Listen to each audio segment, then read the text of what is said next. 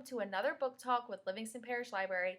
My name is Danielle, the branch manager of the Watson branch. Today I'm super excited to talk to you about all things middle grade fantasy. I love fantasy. I love middle grade fantasy. I am super excited to tell you about this first book, basically because it's everything I wanted as a child. This boy accidentally bonds with this like magical wild beast, and he goes out on this epic adventure through a magical woods. What more could you want? This is the first book in the Wilder Lore series. It's called The Accidental Apprentice by Amanda Foody. So the last thing that our main character, Barclay Thorne, ever wanted was an adventure.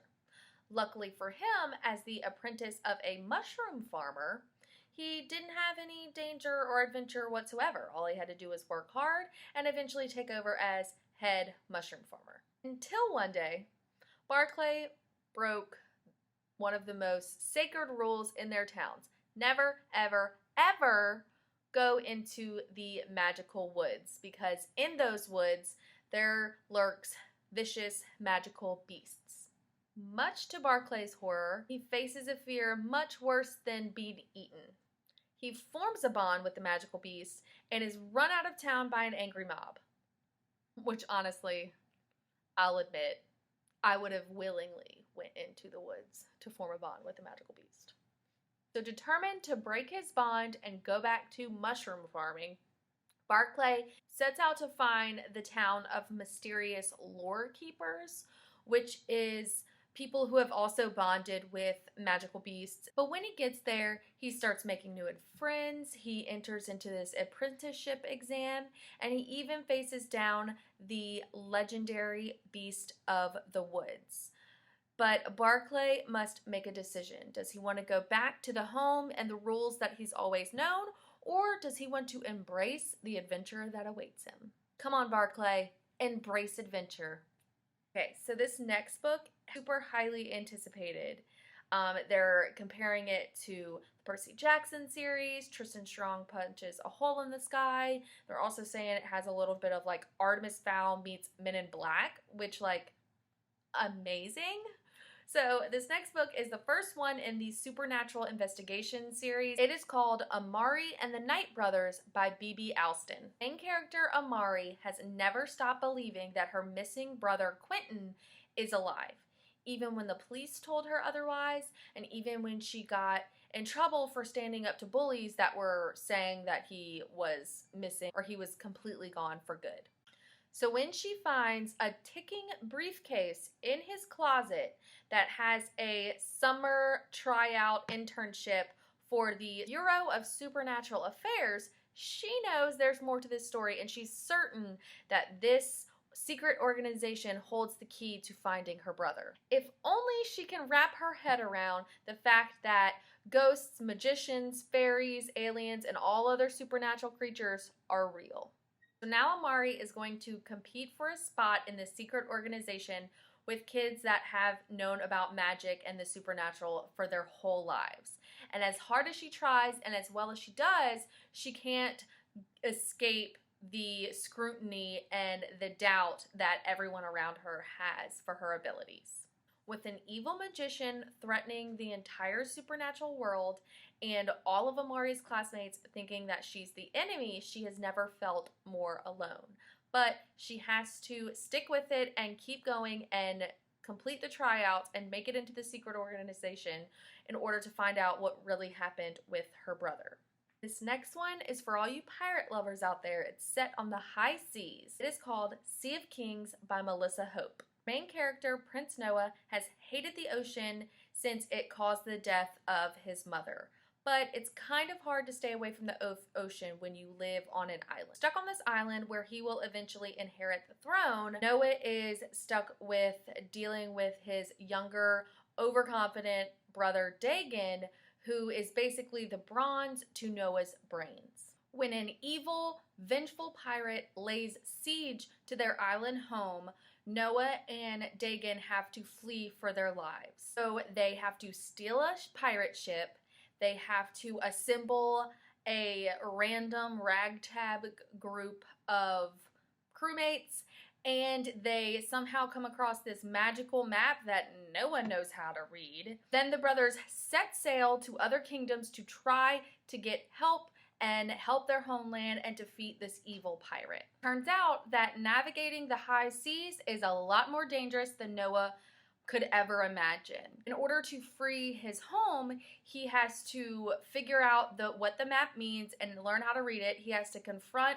the legendary one-eyed pirate, and he might have to stop the evil forces that is trying to destroy the whole realm. This is the Pirates of the Caribbean book of my dreams. If you like Pirates of the Caribbean or just pirates in general like I do, then definitely check this one out. It's a lot of fun. It's a lot of action, fantasy, adventure, and pirates.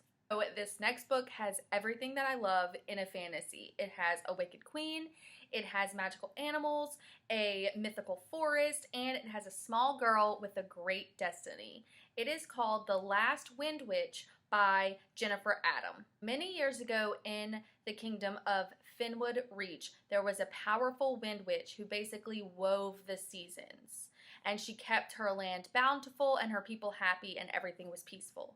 Until a dark magic kind of tore through the land and chased her away from the realm, and the world descended into chaos. Our main character, Brita, is perfectly content living in her small village of Oak Hollow and being an apprentice to a hedge witch. And she's trying just to live her life and make sure her magic does what it's supposed to, because sometimes it doesn't do what it's supposed to. And probably during one of these times where her magic is not doing what it's supposed to, she catches the attentions of the Wicked Queen.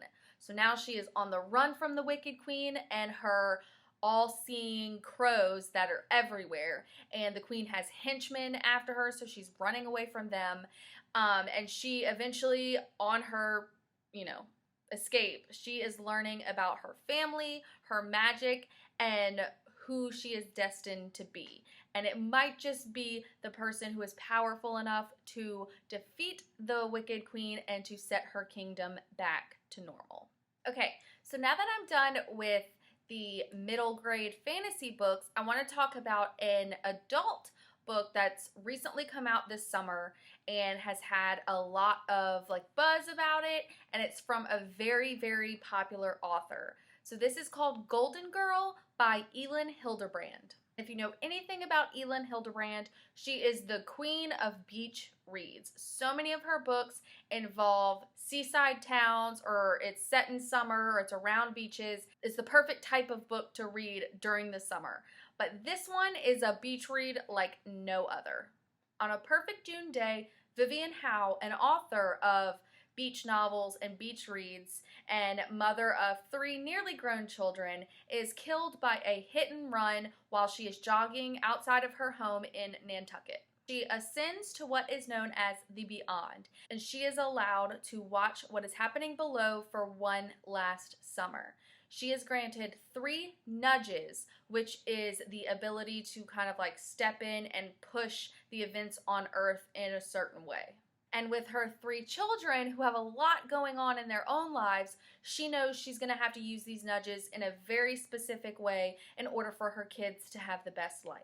As Vivian is watching from above, there's a police officer that is investigating her death, and Vivian is very nervous about her latest book that she was drafting that has some secrets from her past that could actually have a devastating effect on her reputation and her kids' lives. And as the truth starts coming to light and Vivian's kids are learning to live their life without her and kind of learn from their mistakes, Vivian will finally have to learn to let them grow without her. This book has so much of the beach town vibes, all throughout the book. It has such great, descriptions of everything around beach life and the beach town, as all of Elin's books do. And it's just such a good beach read, but it also has a heartfelt message that, the people we lose never really leave us. So it kind of blends that fun, summery beach read with a heartfelt message of family love. That is it for today with our middle grade fantasy books and our one adult summer beach read. If you like these videos, we have some from early in the summer and we will continue doing them every week, highlighting different aspects of middle grade and YA genres, all coming out this summer, and then I'll have a few adult books coming out this summer as well. So until next time, happy reading.